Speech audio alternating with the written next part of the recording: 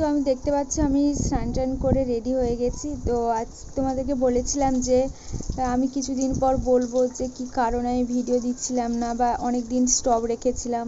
তো তার কারণটা হচ্ছে আজকে আমার জীবনে একটা স্পেশাল দিন বলতে পারো।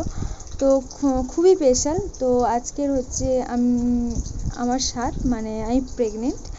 আর আজকে আমার 7 মাসের সাধ দেওয়া হচ্ছে বাড়িতে। তো তার জন্য তোমাদের একটু ওয়েট করে রেখেছিলাম আমি পুরোটা বলার জন্য, খুশির খবরটা দেওয়ার জন্য যে একসঙ্গে দুটো দেবো। তো তার জন্য তো আমি মানে ভিডিও দিইনি এই কারণে অনেকটাই অসুস্থ ছিলাম। আর আমার প্রেগনেন্সি জার্নিটা সহজ ছিল না, খুবই ডিফিকাল্ট ছিল, মানে খুবই টাফের ছিল আর কি। আমি খুবই অসুস্থ, মানে সে বলার বাইরে এতটাই অসুস্থ আমি এখনো পর্যন্ত।